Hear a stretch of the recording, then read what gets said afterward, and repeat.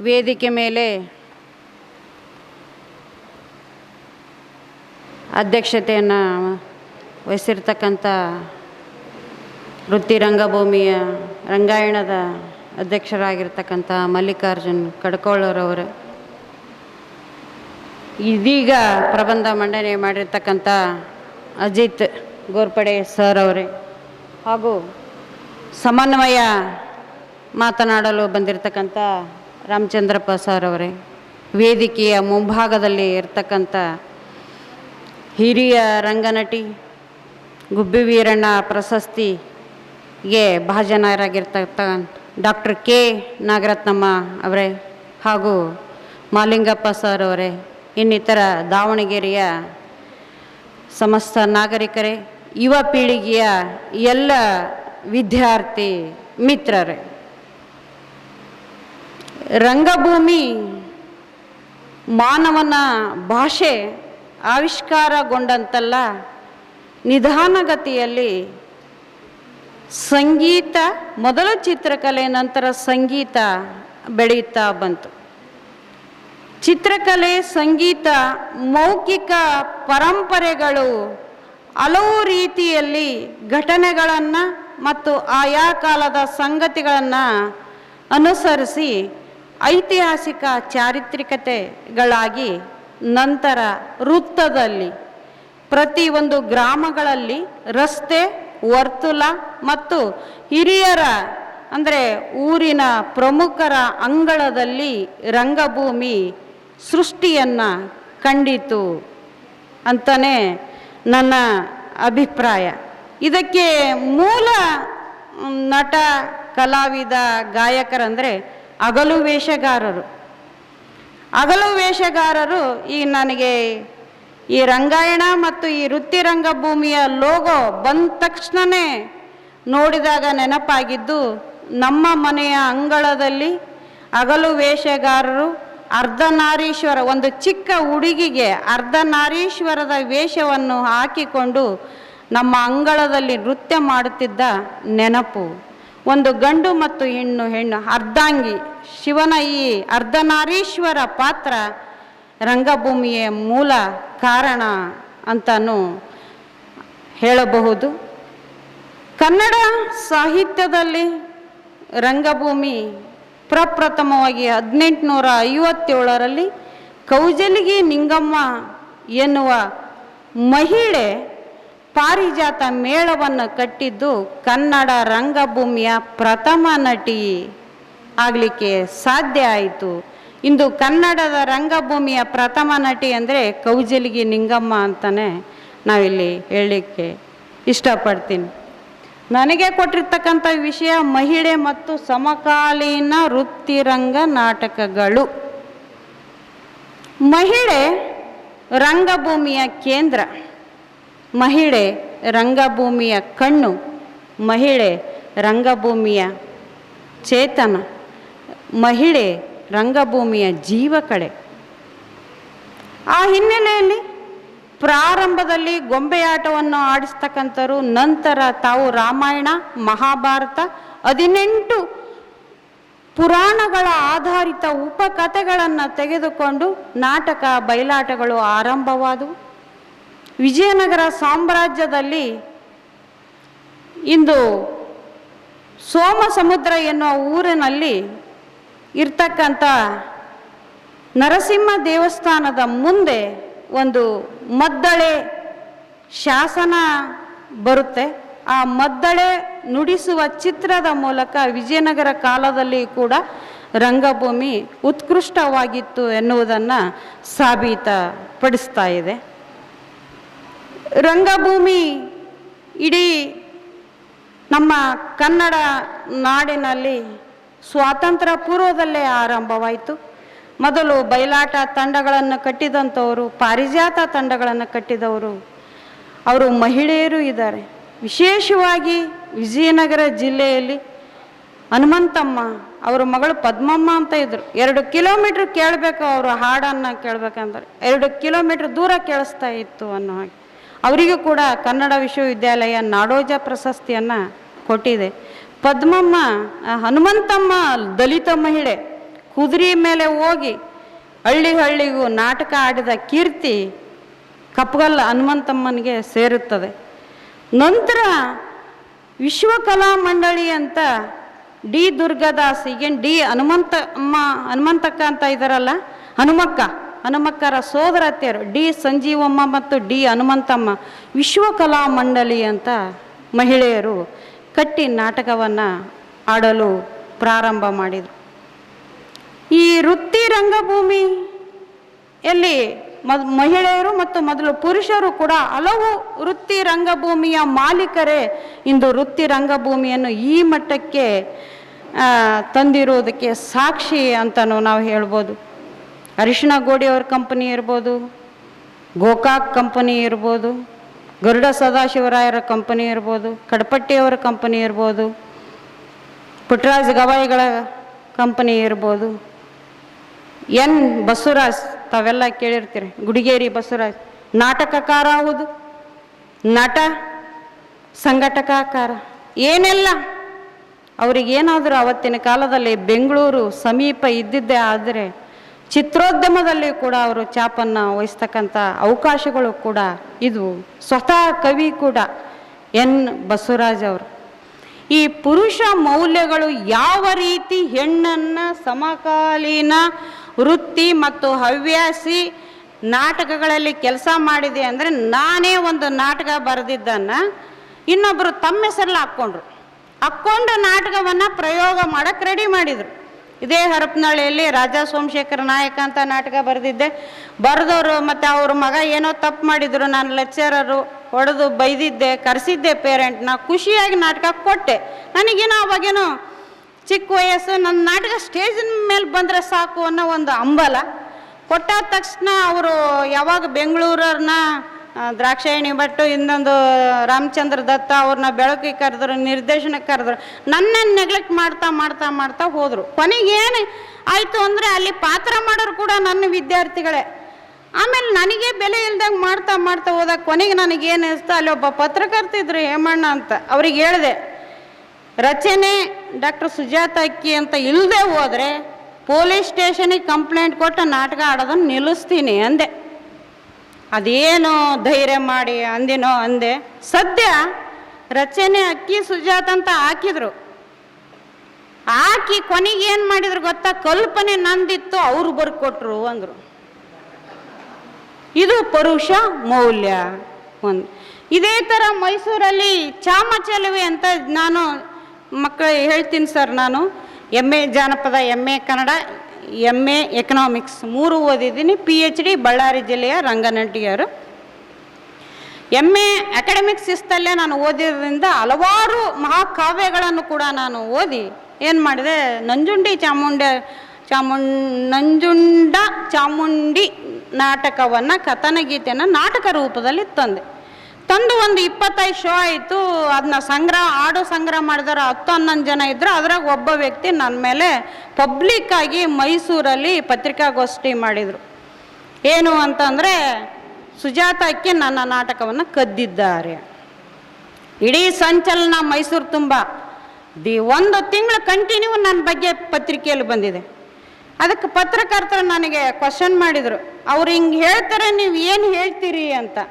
ಅದಕ್ಕೆ ನಾನು ಹೇಳಿದೆ, ಜಾನಪದ ಯಾರೋ ಸೊತ್ತು ಅಲ್ಲ, ಅದು ಪರಂಪರೆಯಿಂದ ಬಂದಿದ್ದು, ಅದು ಸೃಜನಶೀಲ ಸೃಷ್ಟಿ ಶಿಲ್ಪ ಅಲ್ಲ, ಅದಕ್ಕೆ ಯಾವುದೇ ಕಾಪಿ ರೈಟ್ಸ್ ಇಲ್ಲ.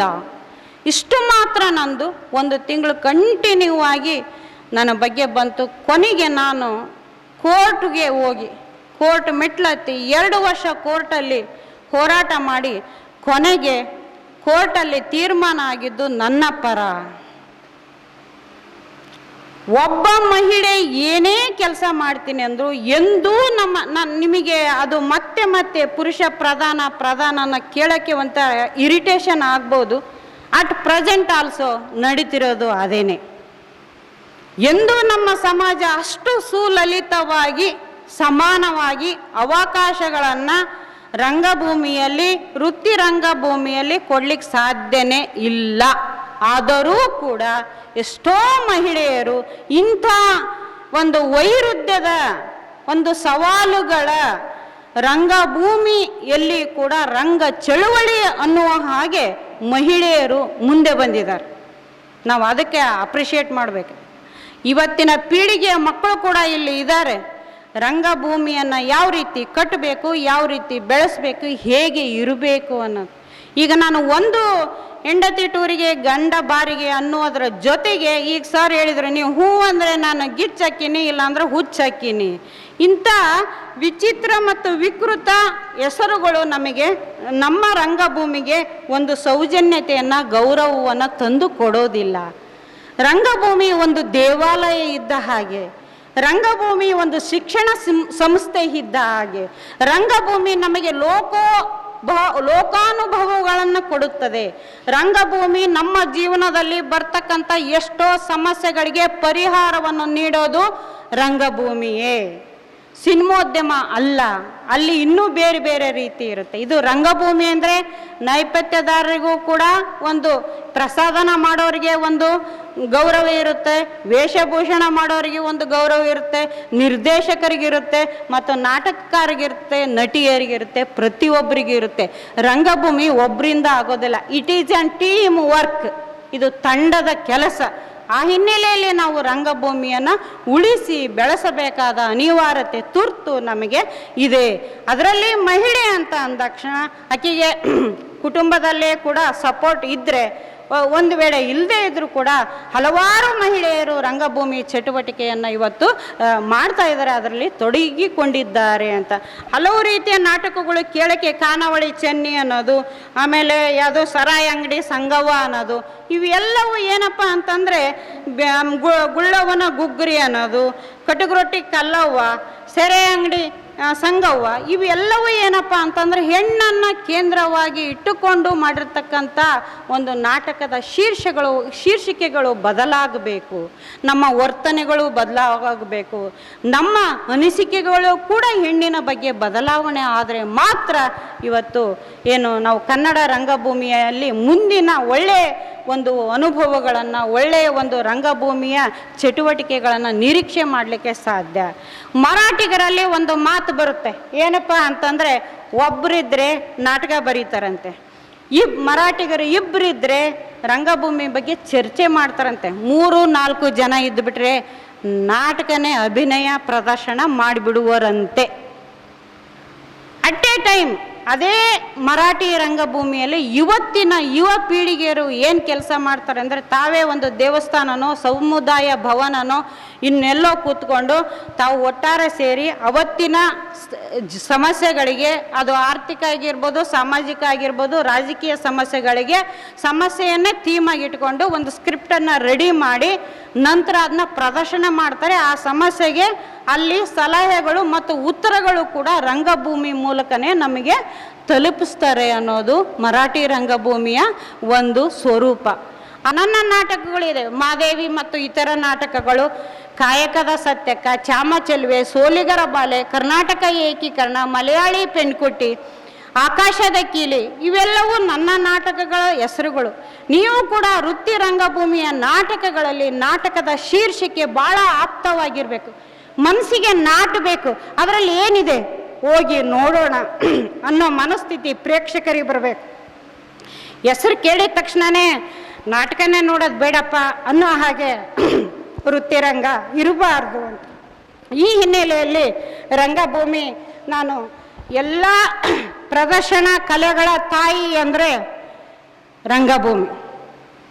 ತೊಟ್ಟಿಲನ್ನು ತೂಗುವ ಕೈ ಇಡೀ ವಿಶ್ವವನ್ನೇ ತೂಗುತ್ತದೆ ಅನ್ನೋದು ಒಂದು ಮಾತಿದೆ.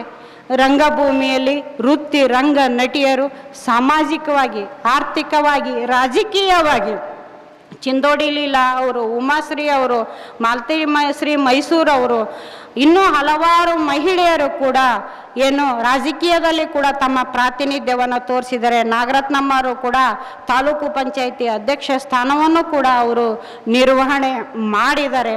ವೃತ್ತಿ ರಂಗಭೂಮಿಯಲ್ಲಿ ಸಮಕಾಲೀನ ನಾಟಕಗಳು ಇವತ್ತಿನ ಯುವ ಪೀಳಿಗೆಗೆ ಒಳ್ಳೆಯ ಸಂದೇಶವನ್ನು ನೀಡುವಂತೆ ಇರಬೇಕು. ಜೊತೆಗೇನಪ್ಪ ಅಂತಂದರೆ ರಂಗಭೂಮಿ ಒಬ್ಬರ ಸೊತ್ತಲ್ಲ, ಅದು ಎಲ್ಲರ ಸೊತ್ತು.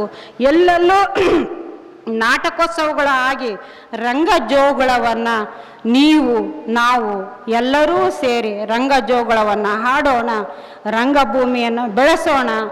ವೃತ್ತಿರಂಗದ ತೊಟ್ಟಿಲು ನಿತ್ಯ ನಿರಂತರವಾಗಿ ಅದು ತೂಗುತ್ತಲೇ ಇರಲಿ ಅಂತ ಹೇಳ್ತಾ ನನಗೆ ಅವಕಾಶಕ್ಕಾಗಿ ಧನ್ಯವಾದಗಳನ್ನು ಹೇಳ್ತಾ ನನ್ನ 4 ಮಾತುಗಳನ್ನು ಮುಗಿಸ್ತೇನೆ.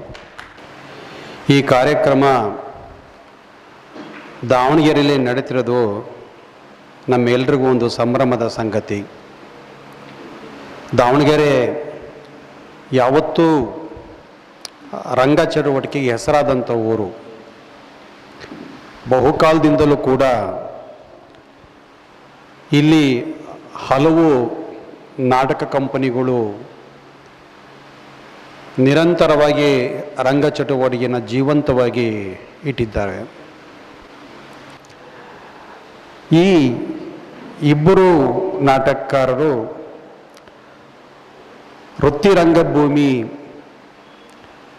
ಇವತ್ತಿನ ಸಮಕಾಲೀನ ಸಂದರ್ಭಕ್ಕೆ ಹೇಗೆ ಉತ್ತರದಾಯಕ ಆಗಬೇಕು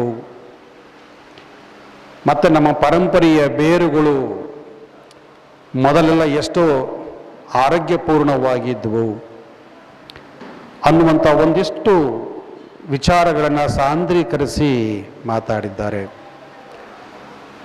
ನಮ್ಮ ಭಾರತೀಯ ಪರಂಪರೆಯಲ್ಲಿ ರಂಗಭೂಮಿ ಬಗ್ಗೆ ಸಾಕಷ್ಟು ಮಾಹಿತಿ ಭರತನ ಕಾಲದಲ್ಲಿ ನಾವು ಗುರುತಿಸ್ತೀವಿ. ನಾವು ಭರತನ ನಾಟ್ಯಶಾಸ್ತ್ರದಲ್ಲಿ ರಂಗಕಲೆ ಬಗ್ಗೆ ಸಾಕಷ್ಟು ಉಲ್ಲೇಖಗಳು ನಮಗೆ ಸಿಗ್ತಾ ಹೋಗ್ತವೆ. ನಮಗೆ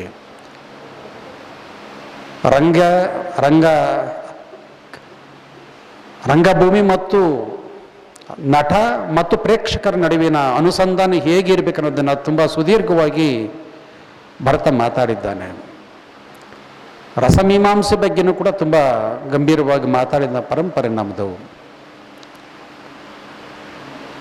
ಆಧುನಿಕ ಕಾಲಘಟ್ಟಕ್ಕೆ ನಾವು ಬಂದಾಗ ಇದಕ್ಕಿಂತ ಪೂರ್ವದೊಳಗೆ ಈ ರಂಗ ಚಟುವಟಿಕೆಯನ್ನು ನಮ್ಮ ಬುಡಕಟ್ಟು ಸಮುದಾಯಗಳು, ಅಲೆಮಾರಿ ಸಮುದಾಯಗಳು ತಮ್ಮ ಪರಂಪರೆಯ ಕಲೆ ಒಳಗೆ ಹೇಗೆ ಜೀವಂತ ಉಳಿಸ್ಕೊಂಬಂದವು ನೋಡ ಮೇಡಮ್ ಅವರು ಒಂದಿಷ್ಟು ಅದಕ್ಕೆ ಟಚ್ಚನ್ನು ಕೊಟ್ಟಿರೋದು. ಹೌದು, ಕೇವಲ ರಂಗಭೂಮಿಗೆ ಪೂರಕವಾದದ್ದು ಮಾತ್ರ ಅಲ್ಲ, ಈ ದೇಶದ ಸಂಸ್ಕೃತಿಯ ತೊಟ್ಟಿಲೇ ಆ ಸಮುದಾಯಗಳು. ಈ ದೇಶದ ಸೌಹಾರ್ದತೆಯನ್ನು, ಸಂಸ್ಕೃತಿಯನ್ನು, ಭಾಷಿಕವಾದ ನೆಲೆಗಟ್ಟುಗಳನ್ನು, ಮಾನವೀಯ ಮೌಲ್ಯಗಳನ್ನು ನಿರಂತರವಾಗಿ ಕಾಪಿಟ್ಟುಕೊಂಡು ಬಂದ ಸಮುದಾಯಗಳು ಅವು ಅನ್ನೋದನ್ನು ನಾವು ಗ್ರಹಿಸಬೇಕು. ನಾವು ದುರಂತ ಅಂತಂದರೆ ಯಾವ ಸಮುದಾಯಗಳು ಸಾಂಸ್ಕೃತಿಕ ತೊಟ್ಟಿಲ ತೂಕೊಂಡು ಬಂದಿದ್ದವೋ ಇವತ್ತವು ಬ್ರಿಟಿಷರ ಬಂದ ನಂತರದ ಕಾಲಘಟ್ಟ ಅವು ಅಪರಾಧಿ ಸಮುದಾಯಗಳಾಗಿ ದೇಶದೊಳಗೆ ರೂಪುಗೊಂಡಿದ್ದಾವೆ. ಇತ್ತೀಚಿನ ಭಾರತ ಪ್ರಕಾಶಿಸುತ್ತಿದೆ ಅಂತ ಹೆಮ್ಮೆ ಪಡುವಂಥವರು ಅವರನ್ನು ಇನ್ನಷ್ಟು ಅಪರಾಧಿ ಜಾಗದೊಳಗೆ ಅವರನ್ನು ನೋಡ್ತಾ ಇದ್ದಾರೆ. ಅವರ ಕಲೆ ಸಂಸ್ಕೃತಿಯನ್ನು ನಾವು ಇವತ್ತು ಪೂರಕವಾಗಿ ನಾವು ಗಮನಿಸ್ತಿಲ್ಲ. ನಾವು ತೊಗಲುಗೊಂಬೆ ಆಗಲಿ, ಸಿಳ್ಳೆಕ್ಯಾತ್ರ ಕಲೆಗಳಾಗಲಿ, ಇವೆಲ್ಲವೂ ಕೂಡ ಬಹುಕಾಲದಿಂದ ನಮ್ಮ ಸಾಂಸ್ಕೃತಿಕ ಸತ್ವವನ್ನು ಕಾಪಿಟ್ಕೊಂಡು ಬಂದಂಥ ಕಲಾ ಪರಂಪರೆ ಅದನ್ನೋದನ್ನು ನಾವು ಅರ್ಥ ಮಾಡ್ಕೋಬೇಕಾಗಿದೆ. ಆಧುನಿಕ ಕಾಲಕ್ಕೆ ಬಂದರೆ ಸರ್ ಮಾತಾಡ್ತಾ ಹೇಳ್ತಿದ್ರು, ರಂಗಭೂಮಿಯ ಕೊಡುಗೆ ಸಣ್ಣದೇನಲ್ಲ. ಇತ್ತೀಚೆಗೆ ರಂಗಭೂಮಿ ನೋಡುವಂಥ ದೃಷ್ಟಿಕೋನ ಬೇರೆ ಆಗಿದೆ. ಸ್ವಾತಂತ್ರ್ಯ ಕಾಲಘಟ್ಟದೊಳಗೆ ರಂಗಭೂಮಿ ಕೊಟ್ಟಂಥ ಕೊಡುಗೆ ಭಾಳ ದೊಡ್ಡದು. ಈ ದೇಶದ ಸ್ವಾತಂತ್ರ್ಯವನ್ನು ಗಳಿಸಲಿಕ್ಕೆ ಅತ್ಯಂತ ಪೂರಕವಾಗಿ ರಂಗ ಚಟುವಟಿಕೆಗಳು ಅವತ್ತು ಕೆಲಸ ಮಾಡಿದ್ವು. ಪ್ರತ್ಯಕ್ಷವಾಗಿ ಪರೋಕ್ಷವಾಗಿ ಸ್ವಾತಂತ್ರ್ಯ ಹೋರಾಟಗಾರರಿಗೆ ಪ್ರೋತ್ಸಾಹ ಕೊಟ್ಟಂಥವರು. ಅನೇಕ ಸ್ವಾತಂತ್ರ್ಯ ಹೋರಾಟಗಾರರು ಈ ನಾಟಕ ಕಂಪನಿಗಳಲ್ಲಿ ತಲೆಮರೆಸ್ಕೊಂಡು ಬದುಕಿದಂಥ ಅನೇಕ ಉದಾಹರಣೆಗಳು ಕೂಡ ಇದ್ದಾವೆ. ಹೀಗೆ ರಂಗಭೂಮಿ ಕಲೆ ಎನ್ನುವಂಥದ್ದು ಬಹುರೂಪಿಯಾಗಿ ನಮ್ಮ ನಡುವೆ ಕೆಲಸ ಮಾಡ್ಕೊಂಡು ಬಂದಿದೆ. ಇನ್ನು ಪ್ರಧಾನವಾಗಿ ರಂಗಭೂಮಿಯದು ನಾನೊಬ್ಬ ಭಾಷಾ ಮೇಷ್ಟ್ರಾಗಿ ನಾನು ಗ್ರಹಿಸೋದೇನಂತಂದರೆ, ಕನ್ನಡದ ಅಸ್ಮಿತೆಯನ್ನು ಅತ್ಯಂತ ಜೀವಂತವಾಗಿ ಉಳಿಸಿದಂಥವರು ರಂಗಭೂಮಿ ಕಲಾವಿದರು. ಕನ್ನಡ ಅಂತಂದರೆ ನಮಗೆ ಏಕೀಕೃತ ಕನ್ನಡ ಗೊತ್ತು, ನಮಗೆ ಶಿಷ್ಟ ಕನ್ನಡವೇ ಕನ್ನಡ ಅಂತ ಭಾವಿಸ್ಕೊಂಡ್ಬಿಟ್ಟು ನಾವು. ಕನ್ನಡ ಅಂತಂದರೆ ಅದು ಹಲವು ಕನ್ನಡಗಳನ್ನು ಅಂತಂದ್ರೆ ಒಂದು ರೂಪದಂಗೆ ಹಿಂದೆ ಹೇಳಿದ್ದ ನಮಗೆ. ಕನ್ನಡ ಅಂತಂದರೆ ಹಲವು ಕನ್ನಡಗಳು. ಈ ಹಲವು ಕನ್ನಡಗಳನ್ನು ಜೀವಂತ ಉಳಿಸಿದಂತೆ ರಂಗಭೂಮಿ. ನೀವು ಉತ್ತರ ಕರ್ನಾಟಕಕ್ಕೆ ಹೋದರೆ ಅಲ್ಲೇ ಕಲಾವಿದರು ಮಾತಾಡುವ ಕನ್ನಡವೇ ಬೇರೆ, ಹಳೆ ಮೈಸೂರು ಭಾಗ ಬಂದರೆ ಇಲ್ಲಿಯೇ ಕನ್ನಡವೇ ಬೇರೆ, ಬಳ್ಳಾರಿ ಭಾಗಕ್ಕೆ ಹೋದರೆ ಅವರು ಮಾತಾಡುವ ಕನ್ನಡವೇ ಬೇರೆ. ಅಂದರೆ ಜನಭಾಷೆ ಒಂದನ್ನು ಕಲಾ ಮಾಧ್ಯಮಕ್ಕೆ ತಂದುಕೊಂಡು ಆ ಭಾಷೆಯ ಅಸ್ಮಿತೆಯನ್ನು, ಅದರ ಮೂಲ ಸತ್ವವನ್ನು ಕಾಪಿಟ್ಕೊಂಡು ಬಂದಂಥ ದೊಡ್ಡ ಪರಂಪರೆ ರಂಗ ಚಟುವಟಿಕೆಯಲ್ಲಿ ಇದನ್ನು ಗಮನಿಸಬೇಕು. ಹಾಗಾಗಿ ನಾಟಕರು ಬಳಸುವ ಕನ್ನಡ ಮತ್ತು ನಟರು ಬಳಸುವ ಕನ್ನಡ ಇದೆಲ್ಲ, ಅದ್ರ ಮೇಲೆ ಈ ಗಂಭೀರವಾದಂಥ ಕೆಲಸಗಳು ಇವತ್ತು ನಮ್ಮ ಸಂಶೋಧನೆ ಆಗಿಲ್ಲ. ವಾಸ್ತವವಾಗಿ ಆ ನಿಟ್ಟಿನೊಳಗೂ ಕೂಡ ಸಾಕಷ್ಟು ಕೆಲಸ ಆಗಬೇಕಾದದ್ದು ತುಂಬ ಮುಖ್ಯವಾದದ್ದು ಅನ್ನೋದನ್ನು ಗಮನಿಸಬೇಕು ನಾವು. ಸರ್ ಮಾತಾಡ್ತಾ ತುಂಬಾ ಒಳ್ಳೆಯ ಒಂದು ಮಾತನ್ನು ಹೇಳಿದರು. ಈಗಿನ ಹಾಸ್ಯ, ರಂಗಭೂಮಿ ಒಳಗಿನ ಹಾಸ್ಯಕ್ಕೆ ದ್ವಿಮುಖವಾದಂಥ ಒಂದು ಮುಖಗಳನ್ನು ನಾವು ಕಟ್ಟಿದ್ದೇವೆ. ನಾವು ಹಾಸ್ಯಕ್ಕಿರುವಂಥ ಶಕ್ತಿ ಭಾಳ ದೊಡ್ಡದು. ಈ ಜಗತ್ತಿನಲ್ಲಿ ಏನಾದರೂ ಅತ್ಯುತ್ತಮ ಕಲಾವಿದರು ಅಂತಂದರೆ ಹಾಸ್ಯ ಕಲಾವಿದರೆ ಬಂದಿರೋದು ನಮಗೆ. ಒಬ್ಬ ಹೀರೋ ಆಗೋನಿಗೆ ಏಕಮುಖ ಇದ್ದರೆ ಸಾಕು ಅವನಿಗೆ. ಬಟ್ ಹಾಸ್ಯ ನಟನಿಗೆ ಬಹುಮುಖಗಳು ಇರಬೇಕು, ಬಹುಪಾತ್ರಗಳನ್ನು ಅಭಿನಯಿಸೋ ಸಾಮರ್ಥ್ಯತೆ ಇರಬೇಕು. ನಮಗೆ ಚಾರ್ಲಿ ಚಾಪ್ಲಿನ್ ಹಿಂದಿರುವ ಯಶಸ್ಸೇ ಅದು, ಅಥವಾ ನಮ್ಮ ನರಸಿಂಹರಾಜನ ಯಶಸ್ಸೇ ಇದೆ, ನಮ್ಮ ಉಮಾಶ್ರೀಯವರ ಯಶಸ್ಸೇ ಅದು. ನಿಜಕ್ಕೂ ದೊಡ್ಡ ಕಲೆಗಾರರವರು. ಆದರೆ ಒಂದು ಕಾಲಕ್ಕೆ ಹಾಸ್ಯಕ್ಕಿದ್ದಂಥ ಒಂದು ಶಕ್ತಿಯನ್ನು, ವಿಡಂಬನೆಯನ್ನು, ವ್ಯಂಗ್ಯವನ್ನು ಇವತ್ತಿನ ಹಾಸ್ಯ ತಿಂದಾಕ್ಬಿಟ್ಟಿದೆ. ಇವತ್ತು ಧ್ವನ್ಯಾರ್ಥಗಳು ಬರುವಂಥ ಅರ್ಥದೊಳಗೆ ಹಾಸ್ಯವನ್ನು ಬಳಸುವಂಥದ್ದನ್ನು ನಾವು ನೋಡ್ತಾ ಹೋಗ್ತೀವಿ. ನಾವು ಹಾಸ್ಯಕ್ಕೆ ನಾವೇನು ಭಾರತೀಯ ಕಾವ್ಯ ಮೀಮಾಂಸೆ ಒಳಗೆ ನಾವು ಏನು ಓದ್ತೀವಲ್ಲ, ನಾವು ಧ್ವನಿ ಸಿದ್ಧಾಂತವನ್ನು ಓದ್ತೀವಲ್ಲ, ಧ್ವನಿ ಸಿದ್ಧಾಂತನ ಟೋನ್, ಒಂದು ಪದಕ್ಕಿರುವಂಥ ಒಂದು ಇನ್ನರ್ ಮೀನಿಂಗ್ ಅಥವಾ ವಾಚ್ಯಾರ್ಥವನ್ನು ಮೀರಿದಂಥ ಧ್ವನ್ಯಾರ್ಥ ಅಥವಾ ವಿಭಿನ್ನ ಅರ್ಥವನ್ನು, ವ್ಯಂಗ್ಯಾರ್ಥವನ್ನು ಒಳಗೊಳ್ಳುವಂಥದ್ದು ಹಾಸ್ಯ ಪಾತ್ರಗಳಲ್ಲಿ. ಆ ಶಕ್ತಿಯನ್ನು ಇವತ್ತಿನ ಹಾಸ್ಯ ನಟರನ್ನು ನಾವು ನೋಡಲಿಕ್ಕೆ ಆಗಿಲ್ಲ ಅನ್ನೋದನ್ನು ಗಮನಿಸಬೇಕಾಗತ್ತೆ. ಈ ಕಲೆ ಮುಖೇನ ಈ ಸಮಾಜವನ್ನು ಪರಿವರ್ತಿಸುವ ಸಂವಿಧಾನಿಕ ಆಶಯಗಳನ್ನು ನಮ್ಮ ಕಲೆಯ ಮುಖೇನ ಜನರಿಗೆ ತಲುಪಿಸುವ ದೊಡ್ಡ ಜವಾಬ್ದಾರಿ ಇಂದು ಕಲಾ ಮಾಧ್ಯಮಕ್ಕಿದೆ. ಆದರೆ ಸಂವಿಧಾನದ ಆಶಯಗಳನ್ನು ಉಸಿರಾಡದ ಹಾಗೆ ಅದನ್ನು ಅನಾಸ್ಥ್ಯಕ್ಕೆ ತಳ್ತಿರುವಂಥ ಈ ಹೊತ್ತಿಯೂ ಕೂಡ ನಾವು ಅದರ ವಿರುದ್ಧ ಮಾತನಾಡದೇ ಇದ್ದರೆ ಅದೊಂದು ಕಲಾದ್ರೋಹ, ಅದೊಂದು ಸಮಾಜ ದ್ರೋಹದ ಮಾತಾಗುತ್ತೆ. ಆ ಕಾರಣಕ್ಕೋಸ್ಕರ ನಾನು ರಂಗಾಯಣದ ನಿರ್ದೇಶಕರಲ್ಲಿ ನನ್ನ ಮನವಿ ಅಂತಂದರೆ, ರಂಗ ಚಟುವಟಿಕೆಗಳ ಜೊತೆಗೆ ರಂಗ ಚಟುವಟಿಕೆಗಳ ಆಶಯ ಉದ್ದೇಶಗಳಲ್ಲಿ ಹೇಳ್ತಾನೆ ಹೊಸ ಸಾಧ್ಯತೆಗಳಿಗೆ ಅವಕಾಶ ಆಗುವಂಥ ಒಂದು ಚಿಂತನೆ ಗೋಷ್ಠಿಗಳು ಹೆಚ್ಚಾಗಲಿ ಅಂತ ಆಶಿಸ್ಕೊತೀನಿ. ಯುವ ಜನರನ್ನು, ಮಹಿಳಾ ಸಬಲೀಕರಣದ ಸಾಧ್ಯತೆಗಳನ್ನು ರಂಗ ಚಟುವಟಿಕೆ ಮುಖೇನ ಹೆಚ್ಚಿಸುವ ಜವಾಬ್ದಾರಿ ರಂಗಾಯಣಕ್ಕಿದೆ ಮತ್ತು ಕಲೆಗಿದೆ ಮತ್ತು ಕಲಾವಿದರಿಗೆ ಇರಬೇಕು ಅಂತ ಆಶಿಸ್ಕೊಂಡು ನನ್ನ ಮಾತನ್ನು ಮುಗಿಸ್ತೀನಿ. ನಮಸ್ಕಾರ ಎಲ್ಲರೂ.